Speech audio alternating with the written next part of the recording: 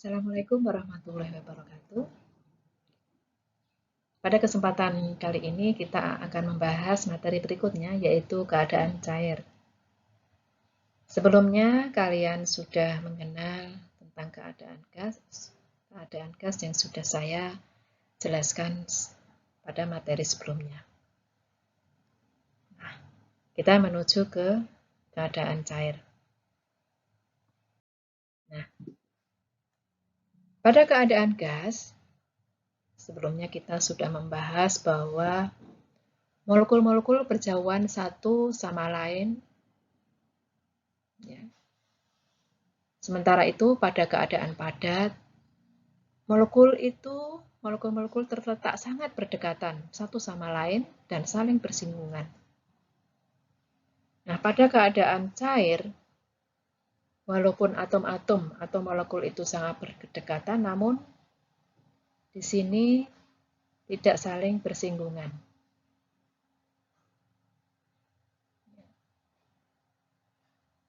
Hal inilah yang menyebabkan cairan mengalir. Jadi, kemampuan mengalir atau disebut dengan fluiditas ya, adalah suatu sifat yang membedakan antara cairan dan padatan. Cairan mempunyai struktur dengan susunan yang berada di antara susunan yang sangat teratur seperti pada padatan kristal, keadaan kristal, dengan susunan acak seperti pada keadaan gas. Jadi kalau padatan itu ya, itu teratur ya, strukturnya ya. Kemudian kalau gas itu sangat tidak teratur, dan kalau cairan berarti antara keadaan padat dan keadaan gas. Karena strukturnya yang berada di antara kedua keadaan ekstrim, yaitu teratur, sangat teratur dan sangat tidak teratur, maka di sini ditinjau dari segi molekulnya, keadaan cair ini memang sulit untuk dipahami. Kita telah ketahui bahwa struktur cairan berada di antara gas dan padatan. Nah, cairan itu mempunyai struktur juga sebenarnya yang dapat dibuktikan dengan mengukur fungsi distribusi radial. Bila misalnya cairan tidak memiliki struktur, maka nilai FDR atau fungsi distribusi radial akan sama dengan 1. Atau rata-rata susunan partikel sebenarnya sama dengan susunan partikel acak. Tetapi kenyataannya cairan memiliki struktur sehingga nilai GR tidak sama dengan 1. Nah, untuk struktur cairan ini nanti ditentukan dengan alat namanya XRD. Jadi kalau XRD itu bisa untuk menentukan struktur dari padatan, ya, kristalinitas dari padatan, ternyata juga bisa menentukan untuk struktur dari cairan. Nah, bagaimana sebenarnya struktur cairan itu? Untuk menjelaskan struktur cairan, maka di sini ada teori Ehring. Jadi Ehring mengusulkan suatu teori untuk struktur dari padatan. Menurut Ehring, cairan mempunyai volume yang bebas, yaitu ruang pada cairan yang tidak terisi oleh molekul-molekul cairan. Jadi di sini Anda lihat bahwa untuk struktur cairan itu ada rongga-rongga. Ini untuk gas itu begitu penuh ya, longgar gitu ya. Jadi antara molekul satu yang lain itu jaraknya berjauhan. Nah, untuk cairan itu seperti ini. Jadi ini ada rongga-rongga ya. Kalau padatan rempet gitu ya. Nah, teori ini memungkinkan untuk memahami sifat cairan berdasarkan sifat padatan dan gas yang telah diketahui dengan lebih jelas. Jadi dengan adanya rongga-rongga ini, maka nanti cairan itu bisa mengalir. Ini bisa berpindah berpindah dari satu tempat ke tempat lain. Sehingga terjadilah proses aliran dari molekul-molekul cairan. Kemudian salah satu sifat cairan yang juga penting adalah tegangan permukaan. Molekul-molekul pada permukaan cairan mempunyai sifat khusus yang tidak dimiliki oleh sebagian besar molekul-molekul dalam cairan. Sifat khusus ini disebut dengan tegangan permukaan. Jadi di permukaan itu ada molekul-molekul cairan yang memiliki sifat yang berbeda dengan yang ada di dalamnya. Jadi antar molekul itu terjadi tarik-menarik antar molekul cairan itu, dan di bagian permukaan tentu tarik-menariknya itu tidak seimbang. Nah, mengapa ketika jarum diletakkan di atas air dengan hati-hati bisa mengapung? Termasuk misalnya ada binatang yang bisa mengapung di atas air. Mengapa pipa kapiller jika dicelupkan air terjadi kenaikan permukaan air pada pipa kapiller itu? Mengapa tetesan air berbentuk bulat?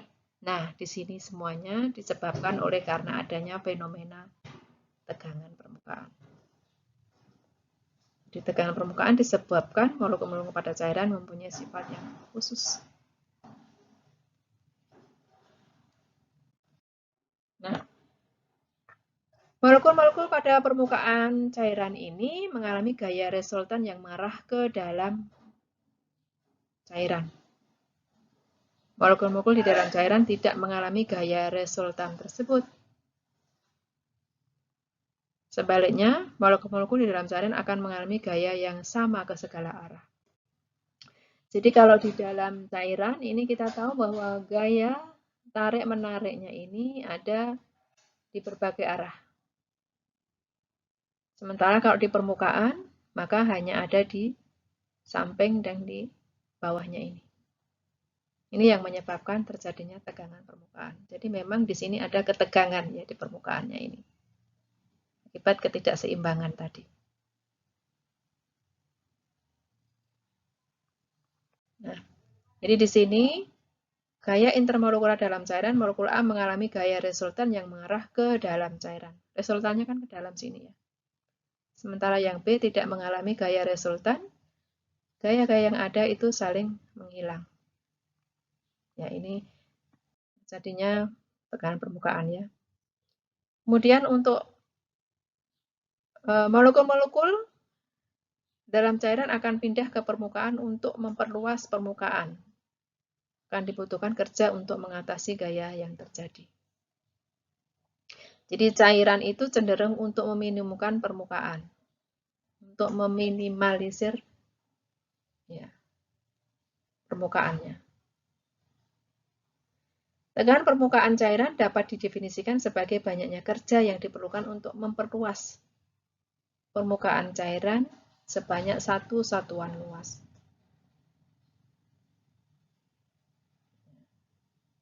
Jadi tadi kan cairan cenderung untuk meminimumkan permukaan. Sehingga di sini Anda bisa tahu ya kenapa suatu tetesan itu berbentuk bulat. Karena dengan bulat itu permukaannya tentu lebih kecil daripada dia merata ya, daripada dia menata dalam permukaan yang luas gitu ya. Itu kecenderungannya kalau tetesan itu berbentuk bulat.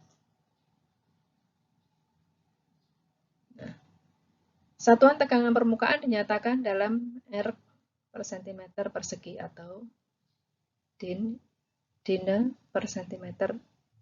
Ya. Dalam satuan SI tentunya Newton per meter. Kedua besaran itu saling berhubungan. Ya. Ini hubungannya saya kira ini ya. Cara yang mudah dilakukan untuk menentukan tegangan permukaan adalah dengan menggunakan metode kapiler. Jadi di sini untuk menentukan tegangan permukaan dari percobaan, ya, yang paling mudah itu menggunakan kenaikan pipa kapiler. Ya. Jadi di sini ditempatkan suatu cairan. Kemudian dalam cairan itu dicelupkan sepipa dengan diameter yang kecil, gitu ya. Maka nanti akan terjadi kenaikan pipa itu. Nah, kemudian tinggi kenaikannya ini yang menjadi dasar untuk menentukan tegangan permukaan. Di mana di sini ya, tingginya permukaan itu nilainya 2 gamma cos theta per R rho G. Ya, ini dari persamaan ini ya, gabungan dari persamaan ini. Nah, karena di sini nanti cos theta-nya itu ya, sangat kecil ya. Kalau cos 0 itu kan nilainya 1 ya. Sehingga nanti kalau ini 1 berarti H sama dengan 2 gamma per rho R rho G. Nah, ini contoh perhitungannya. Jari-jari tabung kapiler yang terbuat dari gelas adalah 0,01 cm. Hitunglah tinggi kenaikan air dalam tabung ini. Di mana ini ya tegangan permukaannya pada suhu 25 derajat adalah 72,75 dine per cm. Nah, dengan menggunakan persamaan yang tadi, ya, di mana sudah diketahui di sini ada gamma R G rho, sehingga hanya bisa ditentukan. Ya. Jadi cos theta-nya tadi karena theta itu sangat kecil, cos 0 itu adalah 1 ya, sehingga nanti bisa dicari. Nah, tegangan permukaan untuk beberapa cairan, silakan diperhatikan pada tabel berikut ini. Tegangan permukaan tergantung pada suhu. Ini adalah tegangan permukaan pada suhu 20 derajat Celcius. Dan tegangan permukaan juga tergantung pada jenis cairannya. Ya, kalau Anda lihat di sini, tegangan permukaan yang paling kecil adalah dari etanol. Sedangkan tegangan permukaan yang paling besar itu ada pada air raksa. Nah, walaupun kebanyakan cairan dalam pipa kapiler akan mempunyai permukaan yang lebih tinggi, namun pada air raksa tinggi air raksa pada pipa kapiler justru lebih rendah. Sifat yang berbeda ini dijelaskan berdasarkan gaya kohesi dan gaya adesi yang bekerja pada cairan. Gaya kohesi itu apa? Gaya kohesi adalah gaya intermolekular antar molekul-molekul cairan sejenis. Ya. Jadi gaya antar molekul. Gaya molekul yang sejenis ya, intermolekul yang sejenis. Sedangkan gaya adesi adalah gaya yang bekerja antar molekul cairan yang berbeda. Jadi pada air raksa itu gaya kohesinya lebih besar, jauh lebih besar daripada adesi. Ya. Sehingga cenderung untuk ngumpul. Ya. Tidak cenderung untuk nyebar. Jadi kalau air itu diberi kapiler akan cenderung naik karena dia cenderung menyebar. Adesinya lebih besar. Sementara kalau untuk air raksa karena kohesinya lebih kuat, maka akan turun. Faktor-faktor yang mempengaruhi tegangan permukaan. Tegangan permukaan suatu larutan akan tergantung pada sifat zat terlarut.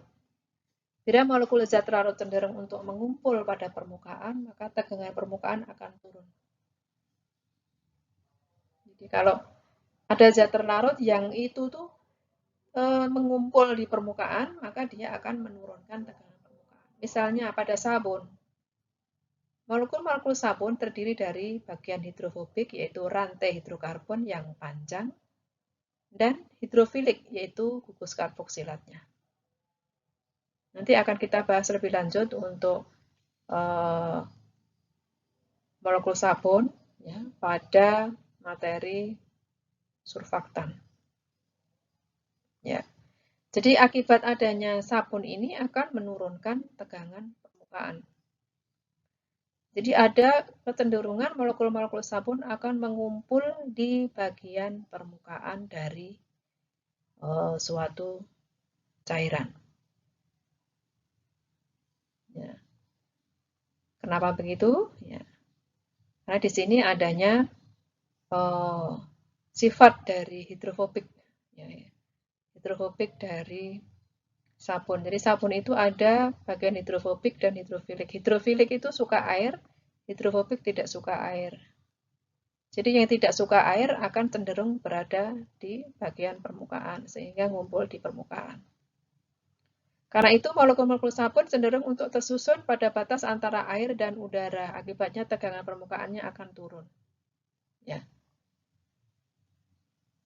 Jika molekul-molekul zat terlarut cenderung untuk menyebar di dalam cairan, maka tegangan permukaan cenderung meningkat. Misalnya dilarutkan NaCl.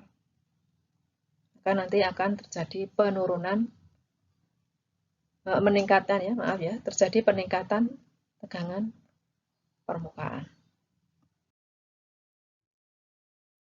Nah, berkaitan dengan cairan tadi ada hal penting juga yaitu tekanan uap. Jadi cairan itu akan menguap ya, akan terjadi proses penguapan. Jadi ada perubahan dari keadaan cairan ke keadaan gas dalam proses spontan ya. Jadi kalau kita misalnya mempunyai air, ya, air itu kan menguap. Berarti di sini di atas air itu ada uap air. Berapa tekanan uap airnya? Nah, itu tergantung tentunya pada suhu ya. Jadi molekul-molekul pada permukaan dapat meninggalkan permukaan bila molekul-molekul ini memiliki energi kinetik yang lebih besar untuk dapat mengatasi gaya tarik yang disebabkan oleh molekul-molekul yang ada di sekelilingnya. Misalnya ini dalam wadah tertutupnya. Yang A ini ada hanya terjadi ini terjadi penguapan. Kemudian yang B laju penguapan lebih besar dari laju pengembunan. Kemudian yang C laju penguapan sama dengan laju pengembunan. Ini dalam keadaan setimbang berarti. Ya. Ini baru proses menguap. Ini sudah menguap, sudah terbentuk uap gitu ya.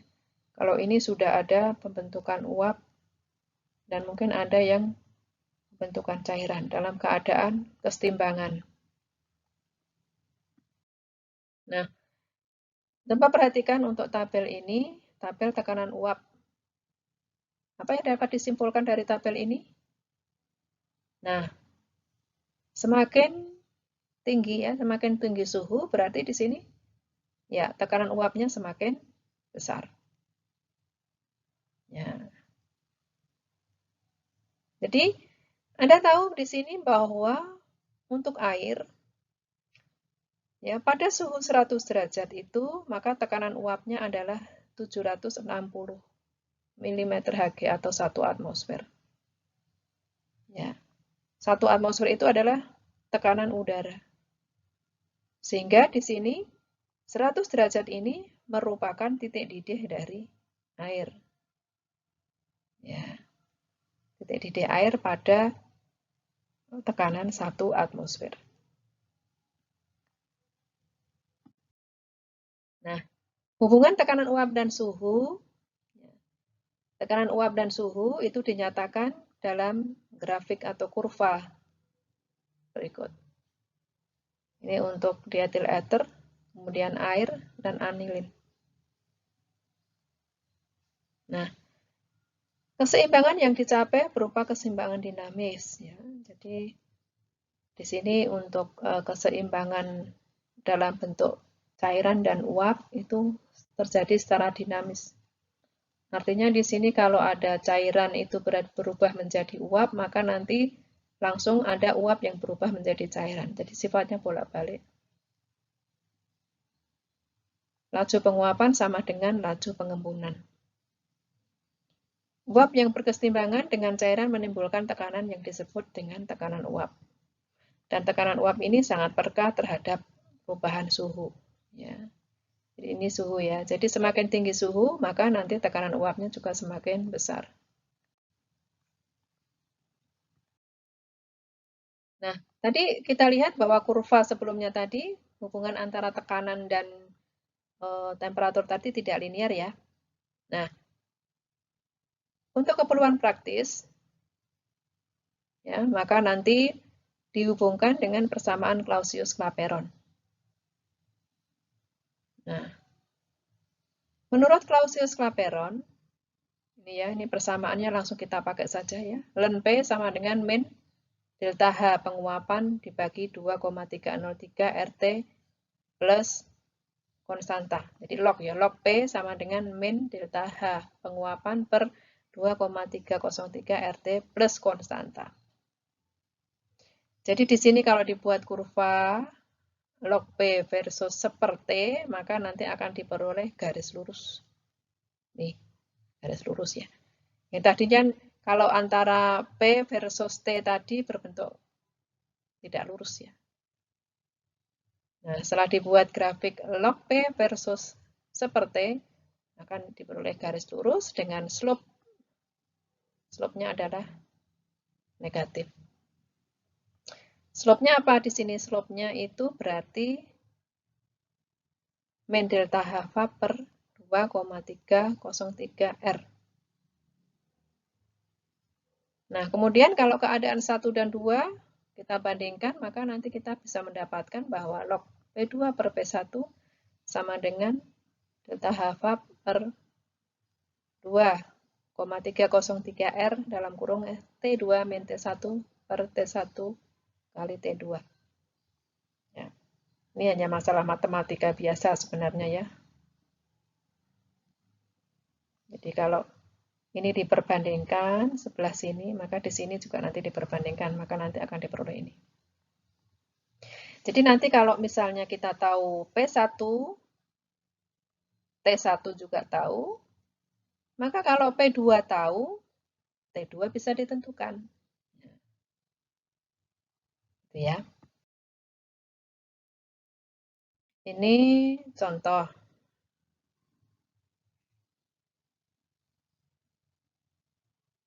Ini adalah contoh untuk persamaan gas ideal ya. Saya kira sudah cukup jelas. Lanjut ke viskositas.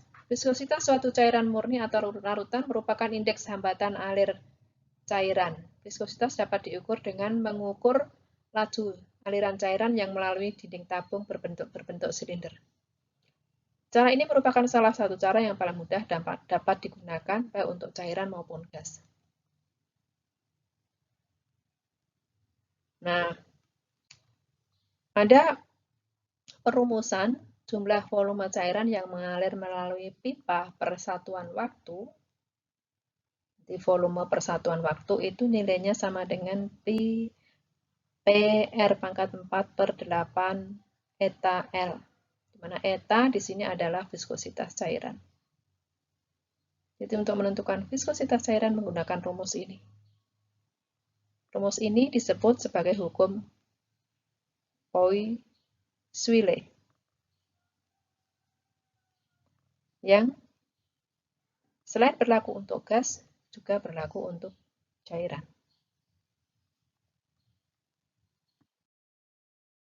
Nah, untuk menentukan viskositas cairan atau dengan simbol eta tadi, di sini akan dijelaskan beberapa cara. Yang pertama adalah viskositas ditentukan dengan namanya viskometer ya, viskometer Ostwald. Ya. Jadi ini adalah alatnya seperti ini, bagannya ya. Jadi di sini ini ada sampel, ya. Ya kita isi dulu, kemudian ini disedot ya, disedot sehingga nanti sampai tanda ini ya, sampai sini ya. Kita sedot sampai atasnya tanda A. Ya. Kemudian ketika ini dilepaskan, ya tutupnya dilepaskan, maka akan terjadi penurunan. Nah, cairan kan akan turun ke sini. Nah, waktu yang diperlukan untuk cairan mengalir atau turun dari A ke B, ya ini sudah ada tandanya ya, dari A ke B itu sebagai waktu alirnya. Nanti untuk menentukan viskositasnya itu dengan membandingkan ya. Jadi kita memiliki misalnya yang sudah diketahui viskositasnya, kita ukur dulu berapa waktu alirnya, misalnya T1, ya. Kemudian ada satu cairan lagi yang belum tahu viskositasnya, ya kita alirkan sama seperti ini. Kemudian diketahui ternyata T2, sehingga nanti ya kita bisa menentukan nilai dari viskositas yang kedua. Ya, hanya masalah perbandingan saja. Kemudian dengan viskometer Hopler. Jadi ini ada dengan cara ada bulatan ya, bola dilewatkan dalam suatu cairan. Nanti waktu yang diperlukan bola untuk turun sampai dasar berapa?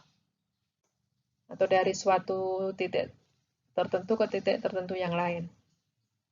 Ya, ini juga sama, nanti bisa diperbandingkan, atau di sini kalau misalnya diketahui massa bola, massa cairan, konstanta gravitasi, ya nanti bisa ditentukan viskositasnya. Ya, ini viskometer Hopler. Ya. Ini untuk contoh untuk viskometer Ostwald tadi ya. Sudah saya jelaskan tadi berdasarkan pada waktu yang dibutuhkan untuk mengalirnya cairan tadi. Ini hanya diperbandingkan, silakan nanti dicermati sendiri. Kemudian yang ini dengan contoh dengan yang Ostwald tadi, di mana sudah diketahui parameter-parameter yang ada, sehingga tinggal memasukkan, ya, sehingga kita bisa mengetahui ini yang ditanyakan waktu ya, waktu yang dibutuhkan bola untuk turun tadi, turun dalam suatu, tadi ada tabung tadi.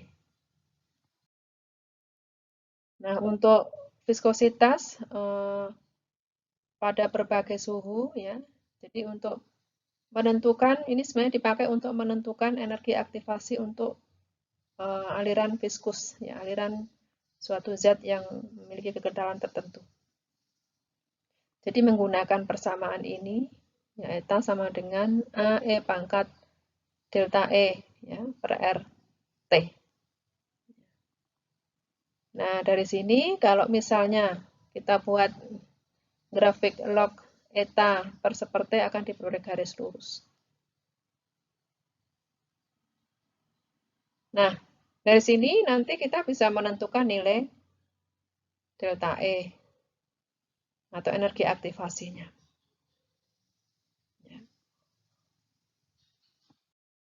Oke, saya kira demikian yang bisa saya sampaikan untuk keadaan cairan ini. Mudah-mudahan apa yang saya sampaikan Anda paham. Kalau belum paham, nanti bisa ditanyakan di kelas Google Classroom. Kita diskusikan di sana. Terima kasih atas perhatiannya. Assalamualaikum warahmatullahi wabarakatuh.